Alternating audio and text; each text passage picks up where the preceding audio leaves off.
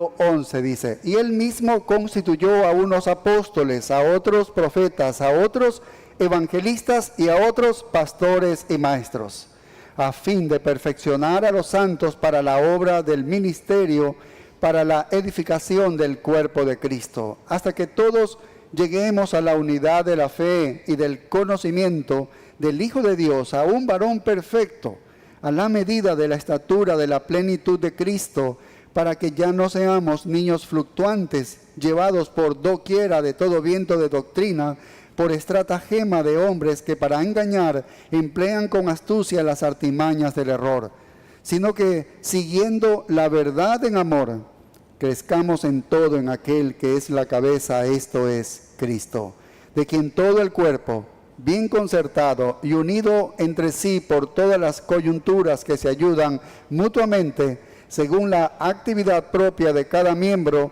recibe su crecimiento para ir edificándose en amor. Así que en este pasaje hay conceptos fundamentales y direcciones claras sobre la función de los que lideran la iglesia y de los miembros que la conforman. Bien podría ser esta porción el corazón de todo el ministerio de la iglesia. Si se le pregunta a un pastor, ¿cuál es su principal tarea en la iglesia? ¿Qué papel desempeñan los miembros en la congregación? ¿Qué rumbo debe tomar la iglesia? Bueno, el pastor tendría las respuestas en los versículos 11 y 12. 11 y 12, cuando dice, y él mismo constituyó a unos apóstoles, a otros profetas, a otros evangelistas, a otros pastores y maestros, dice, a fin de perfeccionar a los santos para la obra del ministerio, para la edificación del cuerpo de Cristo. Y en otras palabras, la principal tarea de los pastores es la de perfeccionar a los santos para que hagan la obra del ministerio. Esa es la tarea de los pastores. Si se quiere construir el cuerpo de Cristo, los santos tienen que hacer el trabajo del ministerio. Son los santos los que hacen el trabajo del ministerio. No hay otra forma de crecer. Los pastores no construyen el cuerpo. Los pastores no construyen el cuerpo. Los santos son los que construyen el cuerpo de Cristo, la iglesia. El texto lo dice, a fin de perfeccionar a los santos para la obra del ministerio. Eso es el trabajo de los pastores maestros. Por eso la frase de este pasaje clave se encuentra en el versículo 12, que dice, perfeccionar a los santos. Es cuando los santos son perfeccionados, ellos estarán capacitados para hacer la obra del ministerio. Y cuando los santos hacen la obra del ministerio, entonces el cuerpo será construido. El cuerpo de Cristo, la iglesia, será construida. Luego viene la unidad de la fe. Luego viene el conocimiento del Hijo de Dios, que es lo que hemos estado leyendo hasta el verso 16. Y luego viene el varón perfecto, la estatura de la plenitud de Cristo. Y entonces ya no seremos como niños que somos sacudidos de aquí para allá, sino que vamos a decir la verdad en amor. Y vamos a crecer en él y así sucesivamente. En otras palabras, el verso 16 dice, el crecimiento para ir edificándose en amor, ese edificándose en amor depende del verso 12, el perfeccionamiento de los santos. Nunca vamos a crecer, nunca la iglesia va a ser edificada, nunca va a ir a ese crecimiento para ir edificándose en amor si no hay perfeccionamiento de los santos, lo que dice el verso 12. Y así que los pastores maestros son dados como un don a la iglesia para perfeccionar a los santos. Por lo tanto, todos los pastores de todas las iglesias no están para entretener a los creyentes, no están para evangelizar a los creyentes. Los creyentes no necesitan ser evangelizados, sino para ser perfeccionados. Esa es la tarea, el trabajo de los pastores. Y eso tiene dos aspectos. El primero tiene que ver con que el creyente individual llegue hasta la madurez. Individualmente, todo creyente debería llegar a la madurez. Y en segundo, es ponerlos a todos los creyentes en una sola unidad. Una sola unidad, toda la iglesia.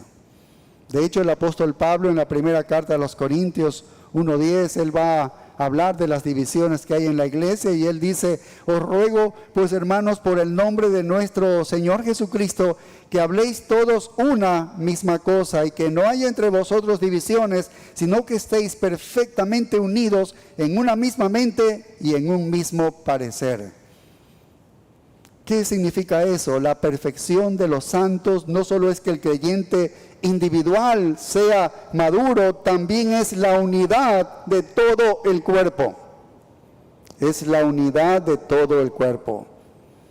Y realmente este parece ser el corazón del ministerio. Para esto ha sido dado los pastores maestros a la iglesia. Pero si un pastor maestro hace otra cosa diferente de perfeccionar a los santos, entonces ha tomado una mala dirección de los propósitos de Dios. Esta enseñanza también la dio el Señor Jesucristo en el Sermón del Monte, cuando Él dijo: sed vosotros perfectos como vuestro Padre Celestial es perfecto, en Mateo 5:48. Él dijo así. Es decir, que la norma básica de Dios para el creyente es la perfección.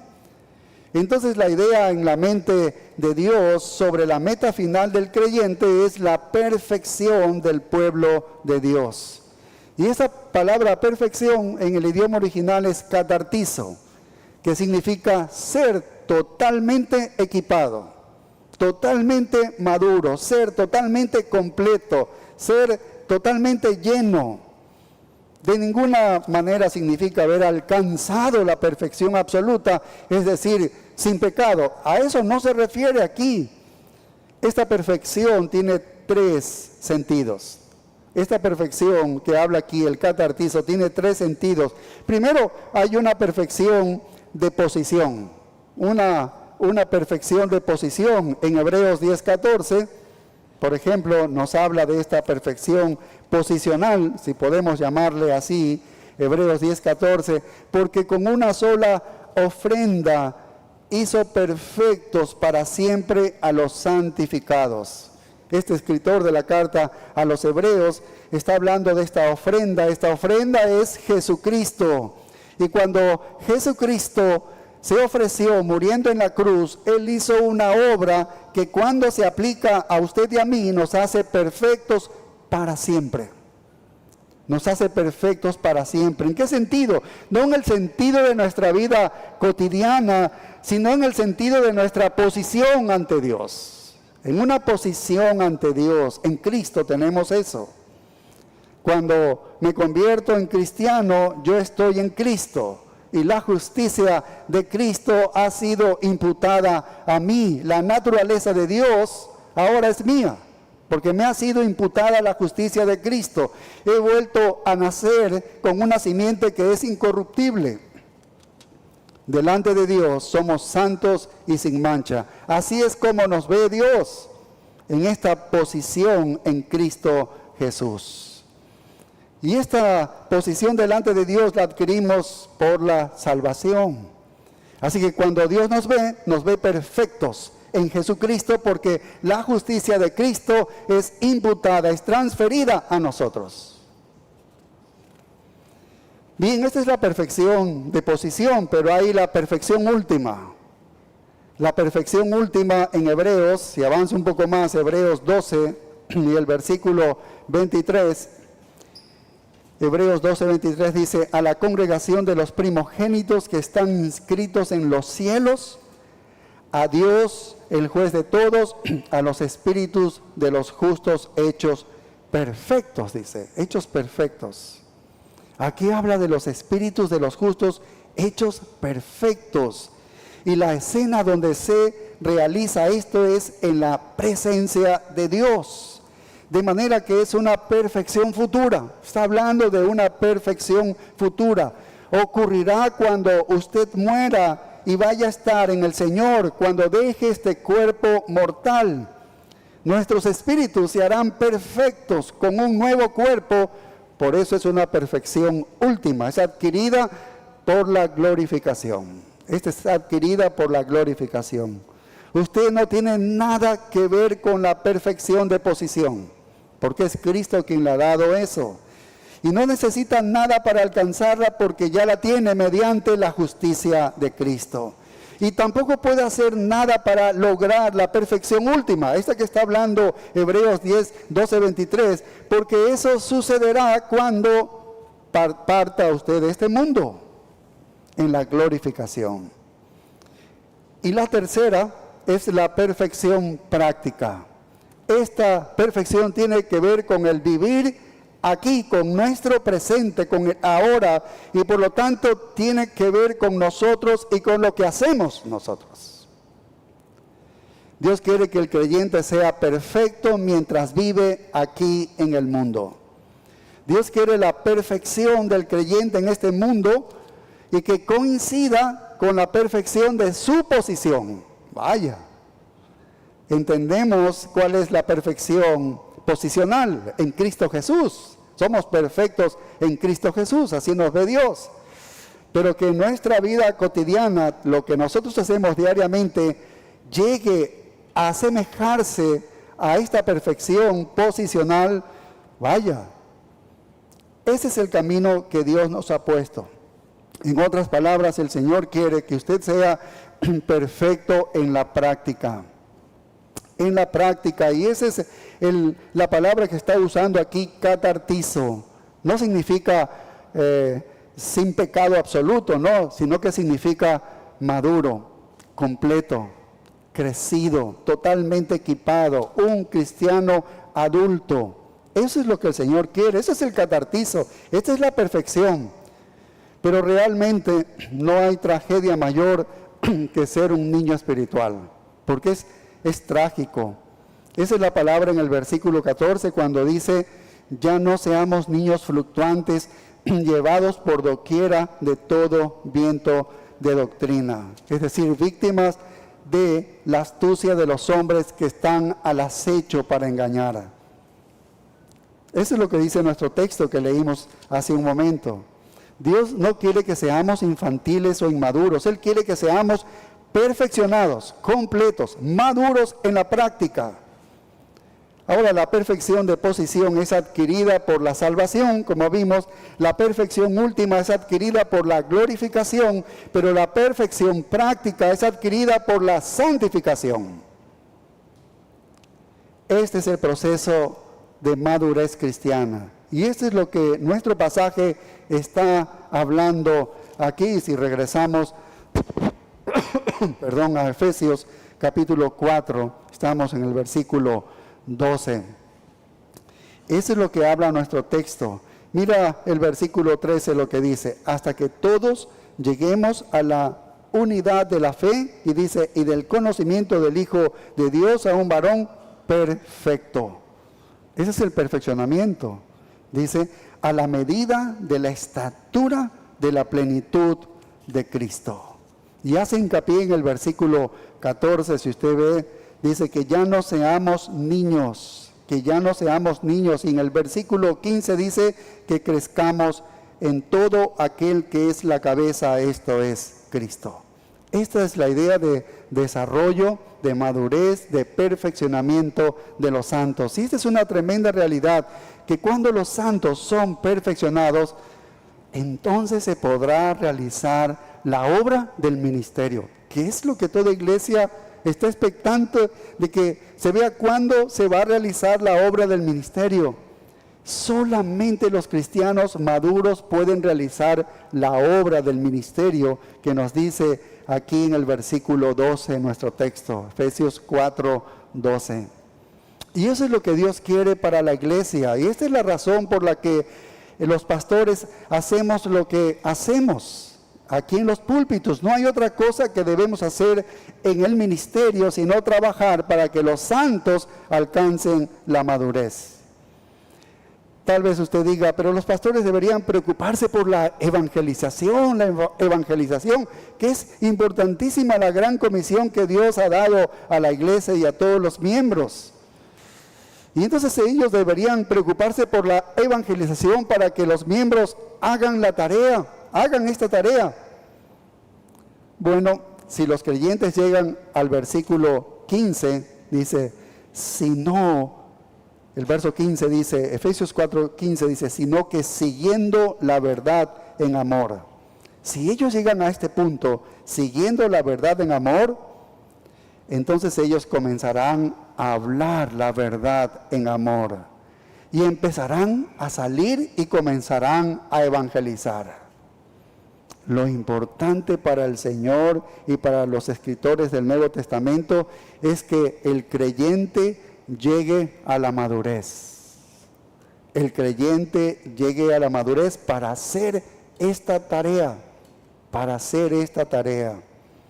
Fíjese que después de 29 capítulos a los Corintios, entre el 1 y 2 de los Corintios, el apóstol Pablo les dice así, en 2 de los Corintios capítulo 13, dice, por lo demás, hermanos, tened gozo, y dice, perfeccionaos, ahí está, perfeccionaos. El autor de la carta a los Hebreos, también él dice en Hebreos 13:20, dice, y el Dios de paz que resucitó de los muertos a nuestro Señor Jesucristo, el gran pastor de las ovejas, por la sangre del pacto eterno, os haga aptos en toda obra buena para que hagáis su voluntad. Este es el trabajo de los evangelistas y pastores maestros, es hacer que los santos lleguen a ser maduros. Este es el ministerio. Y nada menos que eso satisface el corazón de Dios. Este es el ministerio. Ahora la pregunta es, ¿cómo llegan los santos a ser perfeccionados? Porque eso es lo que nos dice el texto, que ellos deben llegar a ser perfeccionados para que ellos hagan la obra del ministerio. ¿Cómo llegan los santos a ser perfeccionados?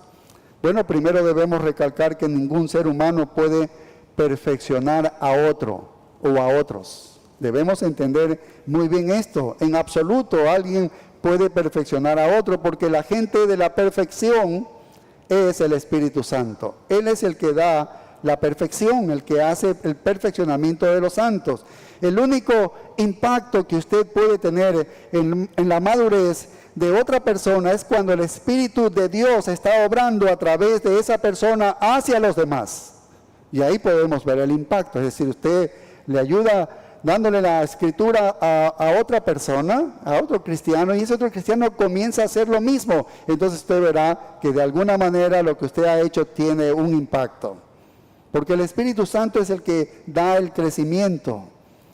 Ahora, fíjese un texto en Gálatas 3:3, como el apóstol Pablo, él fue instrumento del Espíritu Santo para madurar a los creyentes que estaban en Galacia, ¿sí? Él los ayudó a crecer. De hecho, la iglesia nació y les ayudó a crecer espiritualmente. Y en Gálatas 3:3, por eso él dice, tan necios sois, habiendo comenzado por el Espíritu, ahora vais a acabar por la carne. Pero si ustedes han nacido por el poder del Espíritu Santo, ustedes han sido habitados por el Espíritu, ustedes han sido colocados en el cuerpo de Cristo, que es lo mismo que ser bautizados en el Espíritu, eso es ser colocados en el cuerpo de Cristo. Ustedes han sido energizados por el Espíritu Santo. En otras palabras, ustedes han sido salvados por el poder del Espíritu, por el Evangelio que yo les prediqué. Eso es lo que les está diciendo Pablo. Y ahora ustedes quieren perfeccionarse en la carne, en el poder de la fuerza de ustedes. Vaya, ¿con qué fuerza se van a perfeccionar? Dice el apóstol Pablo. ¿Con qué poder ustedes van a lograr el perfeccionamiento de sus vidas? No sean necios. ¿Qué necios? Le dice. ¿Qué locura están cometiendo? Entonces, ¿qué tipo de herramienta utiliza el Espíritu Santo para perfeccionar? Bueno, veamos algunas herramientas brevísimamente. La primera que podemos ver es que el Espíritu Santo usa las pruebas. Estamos hablando de creyentes, Él usa las pruebas. Mira Santiago capítulo 1, versículos del 2 al 4. Santiago 1, versos del 2 al 4. Dice, hermano mío, tened por sumo gozo cuando os halléis en diversas pruebas, sabiendo que la prueba de vuestra fe produce paciencia. Mas tenga la paciencia su obra completa para que seáis, ahí está, perfectos y cabales. Esa es la madurez espiritual, sin que os falte cosa alguna. Así que una de las cosas que usa el Espíritu Santo es usar las pruebas. El Espíritu de Dios traerá a su vida oportunidades para que usted pueda hacer lo correcto en vez de lo malo. Se presentarán circunstancias en su vida en las que usted deberá tomar decisiones. Y este es el entrenamiento del Espíritu. Y si usted decide hacer lo correcto, entonces usted será fortalecido espiritualmente. Eso es que usted crecerá espiritualmente. Así que el Espíritu de Dios pondrá obstáculos en su camino, pone las pruebas, las oportunidades para que usted pueda ejercer la fe en Dios en lugar de creer en sí mismo. Oportunidades para que usted ponga su confianza en Dios contra toda oposición. Él hará esto para probar su fe. Por ejemplo, Él puede hacer que una oración esté resultando muy prolongada y tal vez usted piense que nunca va a obtener la respuesta, pero es para poner a prueba su confianza y su fe. ¿En qué otra cosa más usa el Espíritu Santo para ayudar al crecimiento espiritual de los creyentes? Bueno, el Espíritu Santo también usa el sufrimiento para llevarnos a madurar. Primera de Pedro 1:5, primera carta de Pedro, capítulo 5 y el verso 10, primera de Pedro 5:10 dice: mas el Dios de toda gracia, que nos llamó a su gloria eterna en Jesucristo, después de que hayáis, dice, padecido un poco de tiempo, Él mismo os perfeccione, afirme, fortalezca y establezca. Así que el crecimiento, como vemos, es obra de Dios. El crecimiento espiritual es obra de Dios y Dios se encargará de las pruebas y será a cargo de los sufrimientos en su vida. Pero hay otro elemento de crecimiento que es el más importante de todos y ahí es donde diversos hombres de Dios entran en juego. Y de eso es lo que está hablando nuestro texto. Segunda carta a Timoteo 3:16, segunda carta a Timoteo 3:16. Toda la Escritura es inspirada por Dios y útil para enseñar, para redarguir, para corregir, para instruir en justicia, a fin de que el hombre de Dios sea perfecto, enteramente preparado para toda buena obra. Entonces el objetivo es que el hombre de Dios sea maduro, enteramente preparado para toda buena obra.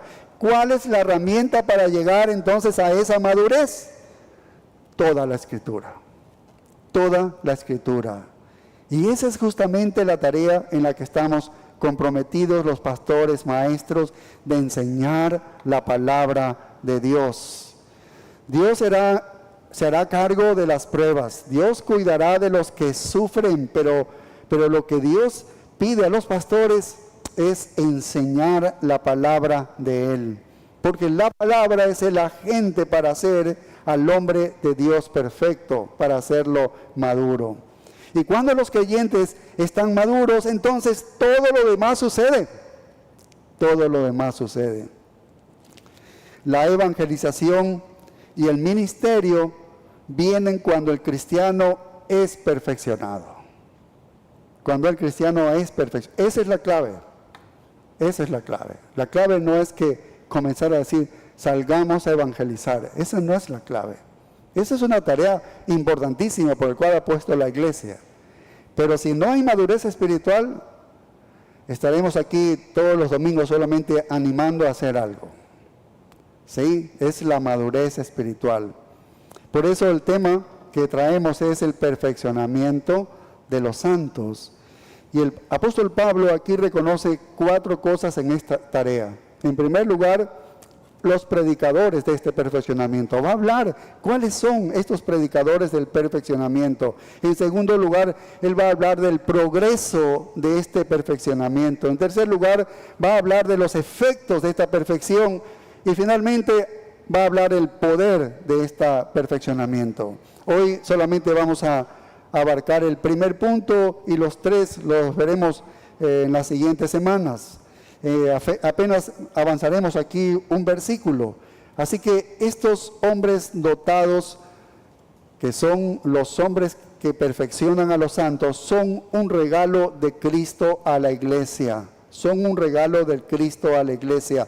Eso es lo que dice el verso 11, dice, y Él mismo constituyó, es decir, ha regalado a unos apóstoles, a otros profetas, porque del verso 10 dice, el que descendió es el mismo que también subió, está hablando de Cristo, por encima de todos los cielos para llenarlo todo, y ahí está, y Él mismo constituyó a unos apóstoles, a otros profetas, a otros evangelistas, a otros pastores y maestros. Así lo registra la Reina Valera. Estos son los instrumentos de Dios para que los santos sean perfeccionados o lleguen a la madurez espiritual. Entonces, veamos a continuación cada uno de estos puntos que el apóstol Pablo propone. Veamos en primer lugar entonces este primer punto, cuáles son cada uno de estos hombres. En primer lugar dice, los apóstoles aparecen allí. Los apóstoles y profetas, como nosotros sabemos, cumplieron un papel clave en el establecimiento de la iglesia y les fueron asignadas tres tareas fundamentales a ellos, y por eso los podemos reconocer. Y por eso podemos reconocer que hoy en día no hay apóstoles y los profetas de este calibre del que está hablando aquí el texto. Perdón, ¿cuál es el primero? Vamos a Efesios capítulo 2 y el versículo 20. Un poquito atrás, Efesios 2, 20.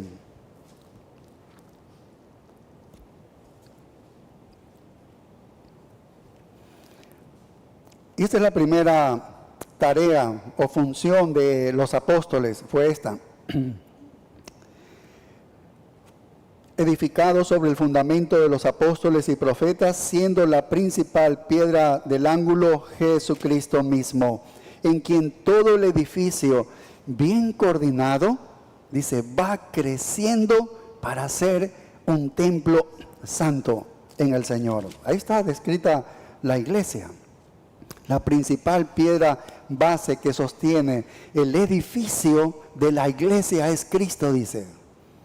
Y luego vienen los apóstoles y profetas que pusieron el fundamento de la palabra de Dios. Es decir, todo lo que ellos pusieron, la verdad de Dios revelada, ese es el fundamento después de la piedra angular que es Cristo.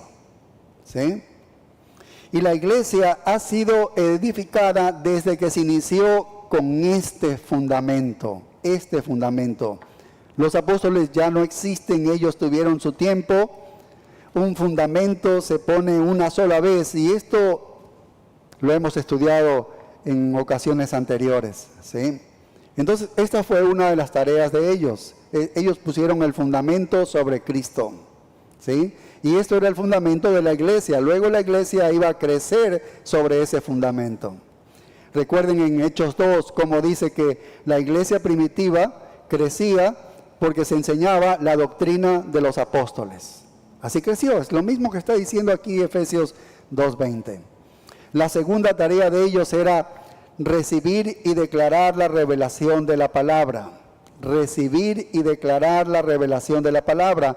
En Efesios 3:5, si vamos a Efesios 3, el verso 5, dice, misterio que en otras generaciones no se dio a conocer a los hijos de los hombres, como ahora es revelado a sus santos apóstoles y profetas por el Espíritu.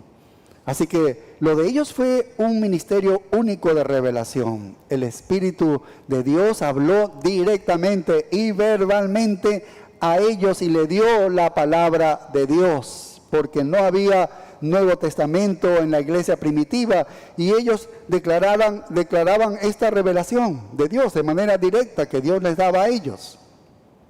Así lo recibió Pablo también al Evangelio.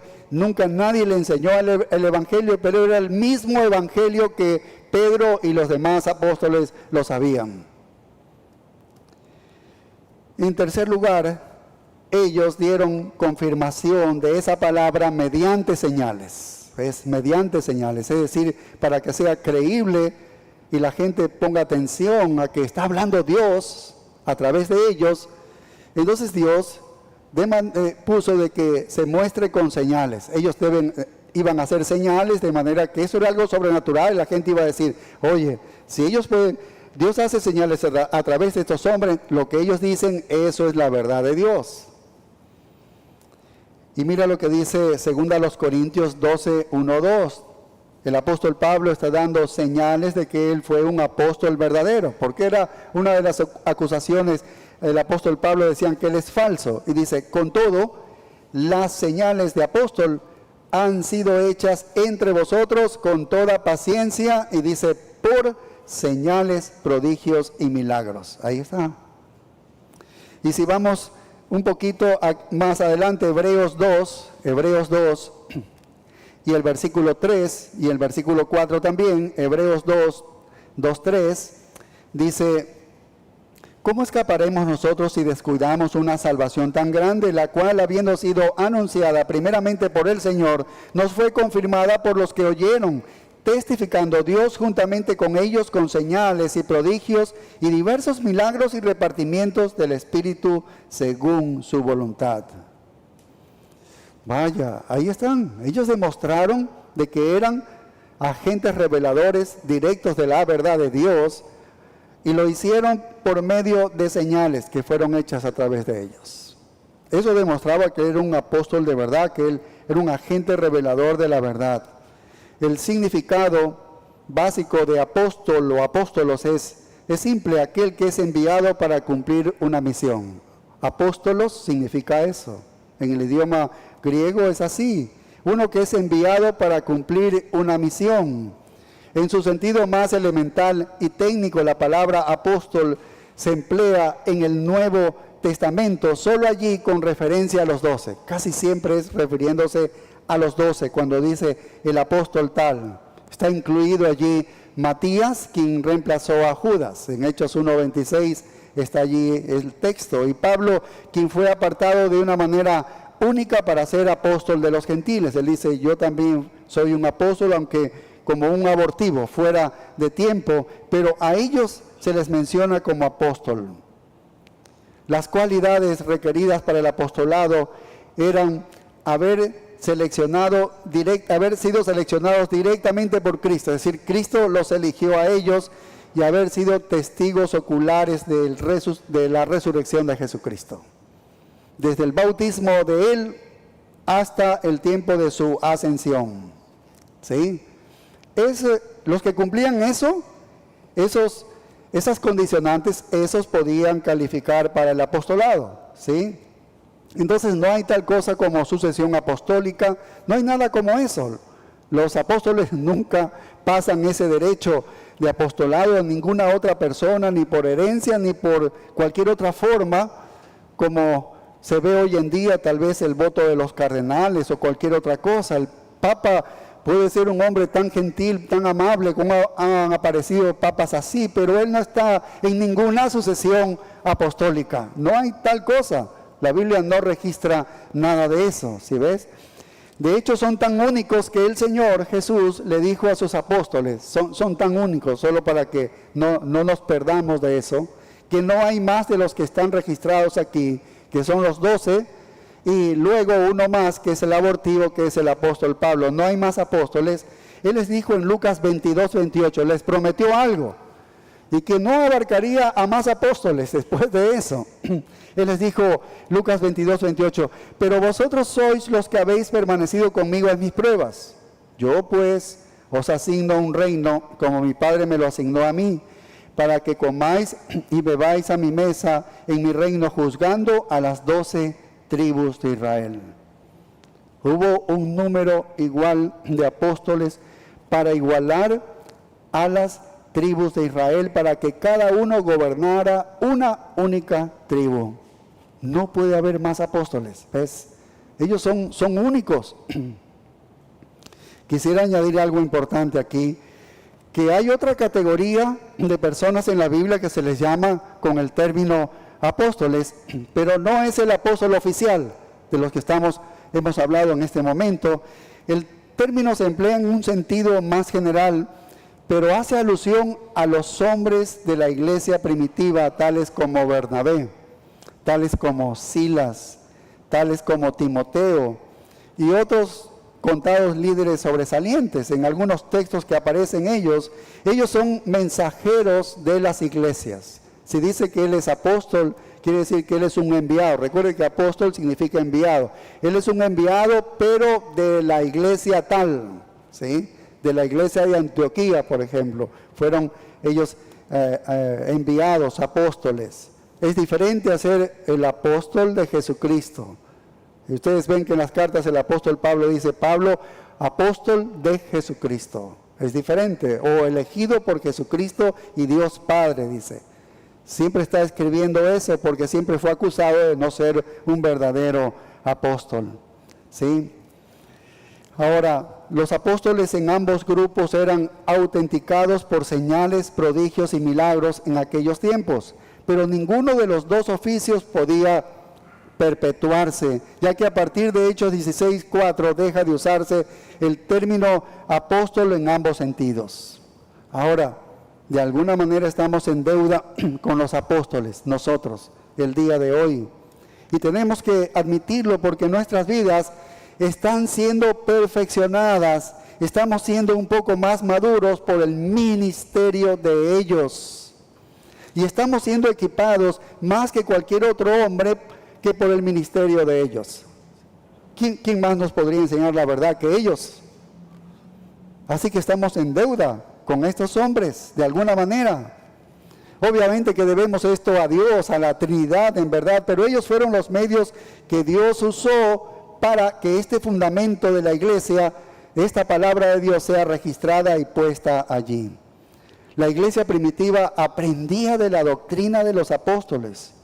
Y hoy en día nosotros también aprendemos de la doctrina de los apóstoles. Nosotros no aprendemos ni de ninguna otra doctrina, ni nueva doctrina, ni de nada, de ningún otro pseudoapóstol.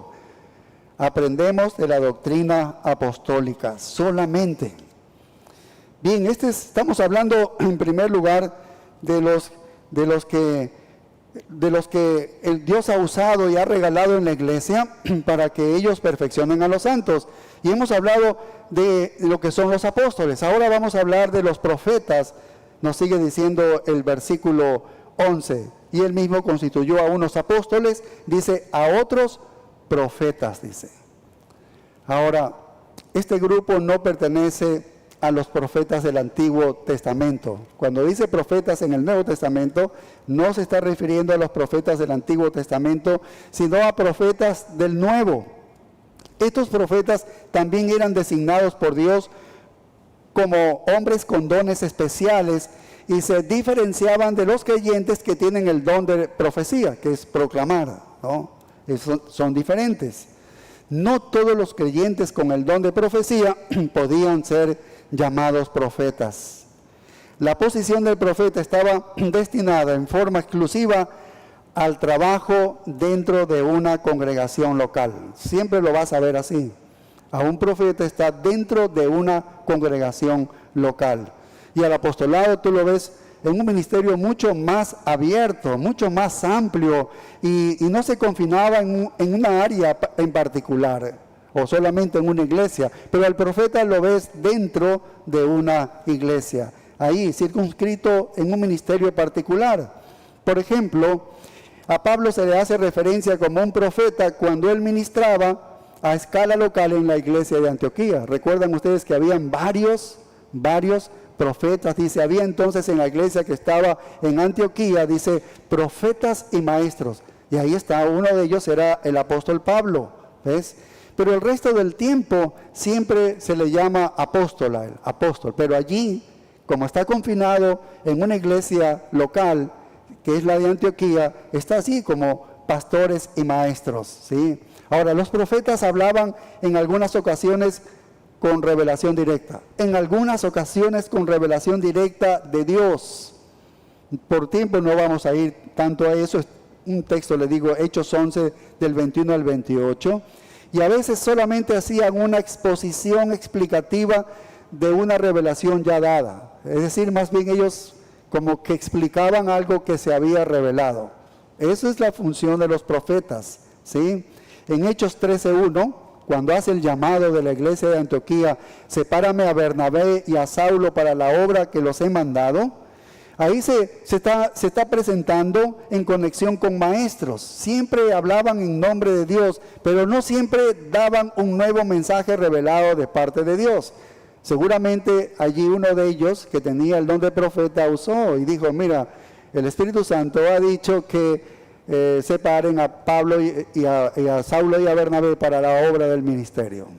Tal vez a través de un profeta fue, de los profetas que estamos hablando nosotros. Así que los profetas secundaban a los apóstoles.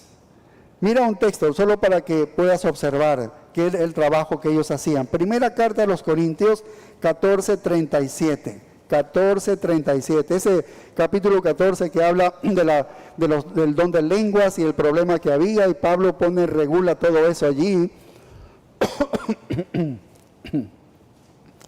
Y es interesante lo que dice aquí en el versículo 37, dice, si alguno se cree profeta o espiritual, dice, reconozca que lo que os escribo son mandamientos del Señor. ¿Puedes entender eso? Pablo es un apóstol. Él da revelación directa, así que toda esta carta ha sido revelación de Dios, ¿sí? Él está escribiendo la carta y él tiene la autoridad apostólica. Y dice, si alguno de ustedes es profeta, entonces usted va a saber que yo soy un apóstol de verdad. ¿Por qué? Porque él dice, si alguno se cree profeta o espiritual, reconozca que lo que os escribo son mandamientos del Señor, que yo no me estoy inventando, esto viene del Señor. Y tú, profeta, que sabes eso, lo sabes muy bien, que todo lo que he escrito yo y les he mandado, las exhortaciones y todo eso, viene de Dios, no viene de mí. Y el profeta lo sabía, ¿sí? Eso es lo que podemos observar, ese es un punto muy importante. Ahora, otra distinción entre los dos oficios pudo haber sido de que el mensaje del apóstol era más general y doctrinal, mientras que el de los profetas era más personal y práctico. Tenemos un par de casos. Una vez Agabo predijo que iba a haber una hambruna y iba a afectar también a la iglesia. Y otra vez el mismo profeta Agabo predijo que Pablo sería hecho prisionero. Dos veces, de manera específica, de modo que parece que los apóstoles se especializaban en la teología y los profetas se especializaban en la aplicación práctica para la iglesia local. Al igual que los apóstoles, el oficio de los profetas también llegó a un cese definitivo al quedar completo el Nuevo Testamento. No había necesidad de levantar más, porque eso fue todo lo que Dios quiso revelar. Y la iglesia fue establecida y edificada sobre el fundamento de los apóstoles y profetas, siendo la principal piedra del ángulo Jesucristo mismo.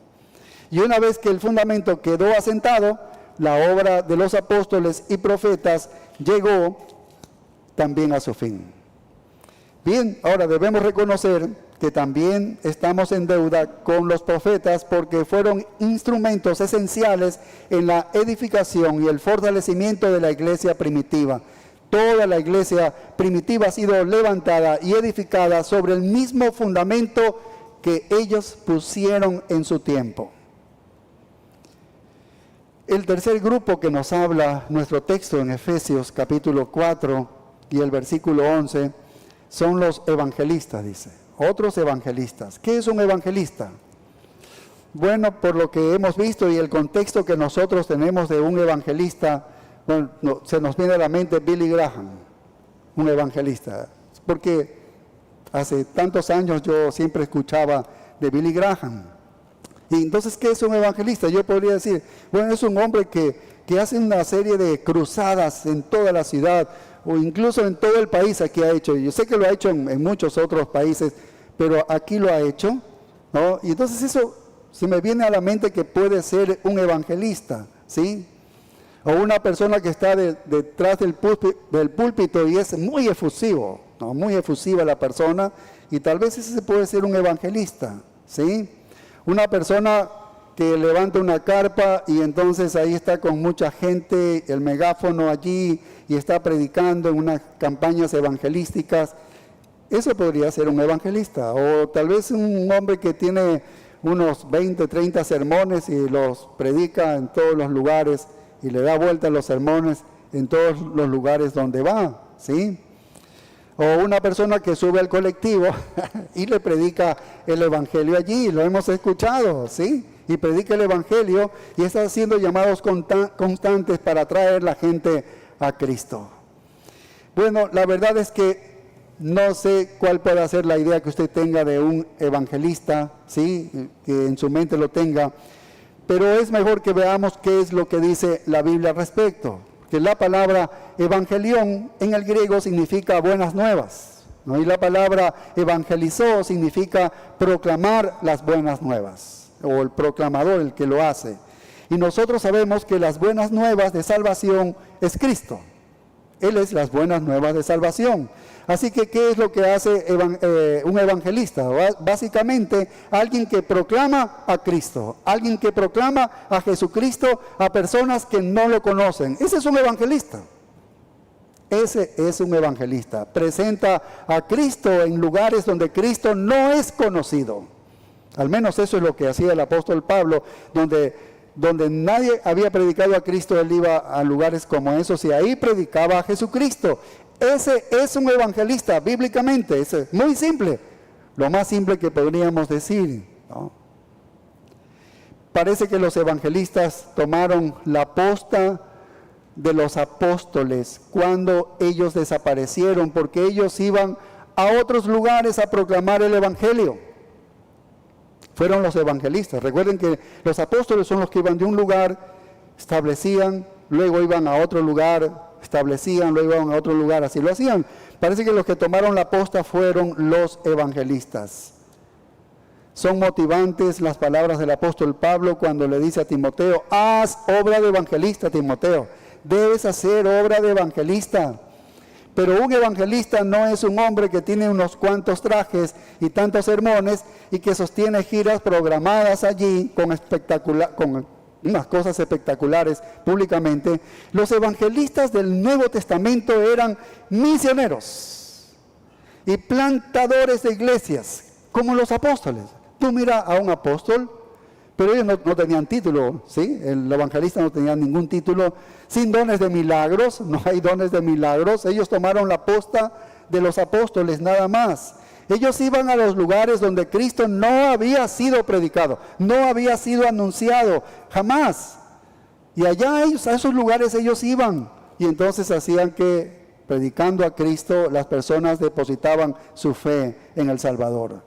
Y luego de que predicaban a Cristo y algunos allí aceptaban a Jesucristo como su Señor y Salvador, luego enseñaban la palabra a los nuevos creyentes para edificarlos.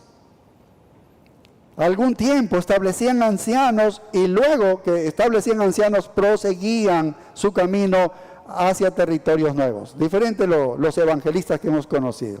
Vienen por una semana y luego se van. Estos son los evangelistas de verdad, lo que dice la Biblia. Esto es lo que hacían ellos. Nunca se iban a otro lugar mientras no daban la palabra de Dios por un tiempo que crecían y dejaban allí alzando ancianos, estableciendo ancianos. Y eso es importante, eso no se ve hoy en día. No se ve hoy en día. Eso es lo que vemos en Felipe cuando predicó el evangelio en Samaria, y a Pablo cuando estableció las iglesias entre los gentiles. Eso es lo que hizo Pablo. Nunca se fue a otro lugar mientras no les hacía crecer a ellos. Y cuando él tuvo que salir de ese lugar a otro lugar fue porque él era perseguido. Pero luego regresaba. Luego regresaba el apóstol Pablo. ¿Sí ves? Y también de los que habían sido esparcidos predicaban el evangelio, pero Juan y Pedro siempre enviaban personas que constataban, ¿no? Para que constanten el verdadero evangelio y para que crezcan espiritualmente, como ocurrió en Antioquía. Cuando en Antioquía, que eran los gentiles, se enteraron de que se estaban convirtiendo, Pedro y Juan dice, no, aquí algo está pasando, y entonces allá se constató de que era genuino. Dios nunca hará que prime la ignorancia bíblica. Nunca hará eso Dios. Nunca dice en la Biblia que un evangelista es una persona que sabe unos cuantos sermones sobre la manera de cómo ser salvos y ese es el final de la misma. Ese no es un evangelista. La evangelización es la capacidad de ir, establecer y levantar una iglesia. Ese es un evangelista. O en una iglesia donde ya está establecida, el evangelista gana gente para Jesucristo. Gana gente para Cristo. Las integra a la iglesia y ellos son parte ahí activo del proceso de crecimiento de ellas. Ese es un evangelista. Timoteo ilustra este hecho cuando en Éfeso él cumple el propósito de predicar y explicar el verdadero evangelio con el fin de contrarrestar los falsos maestros y los mensajes dañinos que ellos traen, así como establecer la sana doctrina y la vida piadosa. Aquí ha habido muchos de esos evangelismos de los que nosotros conocemos que no son bíblicos, no son ceñidos a la Biblia. Y hubo una vez hace muchos años el evangelismo a fondo, donde el predicador, hubo como 5,000 decisiones en un estadio. Y después de 6 meses llegaron a constatar de que de las 5,000 personas, solo 2 personas estaban involucradas en una de las iglesias. Eso sucedió en la ciudad de Quito. 2 personas de las 5,000. Y ese evangelismo a fondo se llamaba eso, ¿no? Y de verdad que parece, no tiene nada de evangelismo a fondo, en verdad, ¿sí ves? Así que un evangelista es uno que gana gente para Cristo, pero les ayuda también a establecerse y los ayuda en su crecimiento espiritual. Yo estuve en una iglesia antes de esta que tenía no sé cuántas misiones que se llamaban.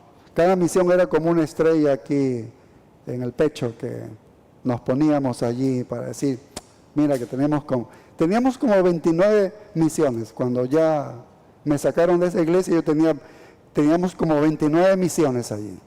29 iglesias chiquititas. ¿Pero qué era? No era el evangelista que estamos viendo aquí. Eran personas que querían ayudar un domingo y luego un sábado o domingo y regresaban y luego la otra semana y así, pero eso nunca crecía para hacer. Habían iglesias que tenían más de 30 años y seguía siendo así de 10, 15, 20 personas, que en realidad no había ningún tipo de crecimiento, pero eso era importantísimo allí. Un evangelismo no bien enfocado, no eran evangelistas de verdad. ¿Sí? Pero este es el evangelismo correcto. Este es un evangelismo desconectado de la iglesia local. Pierde el poder de muchas maneras, porque es en la iglesia donde se puede criarlos en disciplina y amonestación del Señor. Así que estos hombres dotados por Dios son diseñados y son dados a la iglesia de una manera única para alcanzar a los perdidos con el evangelio de salvación. Y toda la iglesia debe considerar este ministerio de elevada prioridad. Y finalmente están los pastores maestros. Ahora, aquí hay un problema porque dice la Reina Valera, pastores y maestros, dice, ¿no? Y los expertos en el idioma original dicen que esta debería ser una palabra con guión, no i, no la conjunción i, sino pastores maestros, porque la construcción griega aquí indica que no son 2 palabras, no son pastores y maestros, sino pastor maestro. Ahora nosotros, si podemos fijarnos según nuestro idioma, que solo se está mencionando a 4 grupos, no a 5 en realidad, ¿sí? Y por eso nos vamos por la opción de pastores, maestros. ¿Por qué? Porque no es tan difícil en el idioma español. Dice, mira, y él mismo constituyó, dice, a unos apóstoles, es un grupo, a otros profetas, 2 grupos. A otros, evangelistas, otro grupo. A otros, pastores. Y si fuese que también maestro fuese otro grupo, hubiese dicho y a otros maestros. Serían 5 grupos, pero no lo dice así. Termina diciendo a otros 4 grupos. El autor nos está diciendo que él ha seleccionado 4 grupos. Así que la conjunción no es algo adicional, no debe ser y, sino pastores maestros. Pastores maestros. Bien, ahora la palabra original de pastores es poimen, cuyo significado normal es pastor de ovejas. Hace énfasis en el cuidado, la protección, el liderazgo del hombre de Dios hacia el rebaño. Es así, tiene un cuidado hacia la congregación. El término griego maestros es didaskaloi, tiene que ver con la función primordial de los pastores, que es enseñar. Esa es la función primordial. Y un pastor es la enseñanza. ¿No? De hecho, todo pastor debe tener el don de la enseñanza, ¿no? Entonces, pastor, maestro. Muy bien. Entonces, estos son los pastores maestros. Ahora, mientras el ministerio del evangelista es más itinerante y consiste en traer gente para Cristo, si es una iglesia local, busca a los alrededores de la ciudad, los ayuda, los evangeliza, los trae a la iglesia y los ayuda a crecer. ¿No? Y si es fuera de la iglesia, va a otros lugares donde no se ha predicado a Cristo y se estaciona en ese lugar y predica el evangelio allá, levanta hombres, establece una iglesia. Eso es lo que hace un evangelista, ¿sí? Pero aquí tenemos a los pastores maestros. Mientras el ministerio de los evangelistas es más itinerante, el del pastor consiste en enseñar y en enseñar. Solo hace eso. El pastor maestro enseña y enseña. El papel del pastor en el Nuevo Testamento jugaba un papel único de liderazgo en la iglesia y tenía la responsabilidad específica de enseñar. Y ya sabemos que no es un solo pastor, sino es los pastores que Dios levante. Todos ellos están enfocados en esto, en enseñar. 1 Timoteo 3:2 dice, pero es necesario que el obispo sea irreprensible, marido de una sola mujer, sobrio, prudente, decoroso, hospedador, dice, apto para enseñar. Porque de eso, ese es su ministerio. Es la enseñanza. Pero también tenía otras responsabilidades. Hechos 20:28, cuando Pablo se despide allí de los pastores de Éfeso en Mileto, él les dice, por tanto, mirad por vosotros y por todo el rebaño en que el Espíritu Santo os ha puesto por obispos para apacentar la iglesia del Señor, la cual él ganó por su propia sangre. Entonces aquí nos da otra característica del pastorado, que es de supervisar, alimentar al rebaño. Mientras el ministerio del evangelista es más itinerante, como el del apóstol, que consiste en traer gente para Cristo, el del pastor es más como la del profeta, que aplica la doctrina a la iglesia local. Ocupa como el lugar del profeta, porque está cogiendo la verdad de Dios y está enseñando y aplicando a la congregación. Su ministerio es permanentemente enseñar. El pastor en esa forma está construyendo el rebaño. Fíjese que el texto dice que Jesús compró el rebaño con su propia sangre, de modo que la tarea del pastor es supervisar y alimentar el rebaño, no de él, sino del Señor. Jamás podríamos decir mi rebaño o mi iglesia. No sale eso, porque es la iglesia de Cristo. ¿Sí ves? Pero ha sido dado a la iglesia como un don todos estos hombres, ¿sí ves? No es su rebaño, no son sus ovejas. Los miembros de la iglesia no son suyos, ni le pertenecen. Y no los podría obligar, ni manejar, ni manipular, ¿sí ves? Solo enseña la verdad de Dios, porque ellos pertenecen al Señor y su tarea solamente es supervisar y alimentar a esta grey. Esta iglesia local, Iglesia Comunidad de Berea, es un rebaño del Señor que lo adquirió con el precio de su sangre. Le pertenece a Él. Y los pastores tienen la función de proteger este rebaño y de alimentar este rebaño. Y esto es lo que también señala el apóstol Pedro en 1 de Pedro 5, cuando él habla un texto tan importante, 5.2, que dice: apacentad la grey de Dios que está entre vosotros, cuidando de ella, dice, no por fuerza, sino voluntariamente, no por ganancia deshonesta, sino con ánimo pronto, no como teniendo señorío, como haciéndose dueño de las personas sobre los que están a vuestro cuidado, sino siendo ejemplos de la grey. Y dos cosas se destacan, dijimos, en la tarea del pastor: el supervisar y el alimentar. Supervisa y alimenta. El supervisar tiene que ver con el liderazgo, y el pastor debe liderar con principios y con un patrón o modelo a seguir. Y esa es la tarea del pastor: principio y patrón a seguir, principio y patrón a seguir. Si alguien va a conducir a una iglesia, tiene que saber los principios que dirigen a la iglesia, porque ellos son los que van a dar la dirección de lo que Dios quiere. Y en segundo lugar, debe tener un patrón o un modelo. Pablo dijo: sed imitadores de mí. El patrón o modelo lo tenemos también en las Escrituras. Eso es el liderazgo, eso es la supervisión. ¿Y qué pasa con la alimentación? Dos cosas también importantes que son necesarias en la alimentación de la grey: advertencia y la enseñanza. Advertir y enseñar. Advertir y enseñar. Hay que advertirles qué cosas no deben hacer y enseñarles las cosas que deben hacer. Entonces, advertir y enseñar. Estas son las funciones de los pastores maestros.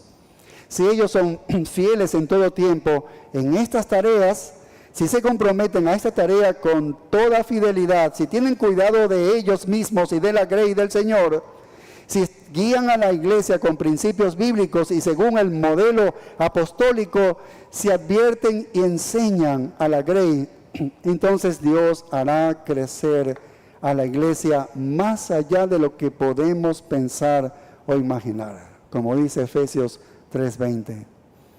Y aquel que es poderoso para hacer mucho más abundantemente de lo que pedimos o entendemos, más allá de lo que podrías imaginar o pedir u orar a Dios. El poder de Dios puede ir más allá. Ni siquiera nos imaginamos el poder de Dios, cómo nos podría llevar a nosotros a ganar gente para Cristo o hacer la iglesia que Dios quiere que seamos. Ahora, la mejor parte de este mensaje queda para la siguiente ocasión, pero mientras tanto, hagamos eco de la oración del apóstol Pablo. Pidamos al Señor que cada uno de nosotros sea maduro, llegue a la madurez, a la perfección de los santos. Oremos entonces. Padre, gracias te damos. Gracias, Señor, por habernos salvado, por haber abierto nuestros corazones, habernos regenerado y nos diste la fe para ponerla en Cristo Jesús como nuestro único y suficiente Salvador. Por gracia somos salvos, Señor. Y ahora en esta santificación en la que nos encontramos, Señor, ayúdanos a crecer al punto de llegar a ser maduros, de manera individual y de manera corporal en esta iglesia local, con una misma mente, con un mismo sentir, en una unanimidad de tu doctrina sólida entre nosotros, Señor.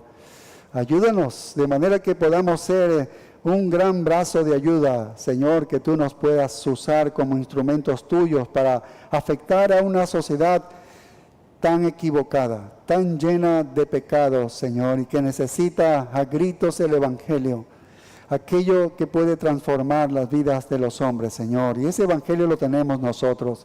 Oh Padre, ayúdanos a ser y llegar a ser lo maduro que necesitamos, para entonces tu Espíritu Santo ponga estos deseos profundos en nuestros corazones de anunciar esta palabra, Señor, decir la verdad en amor. Haz esto de nosotros, Señor, de esta iglesia Comunidad de Berea. En tus manos quedamos, agradecidos a ti por tu palabra, Señor, en Cristo Jesús. Amén. Nos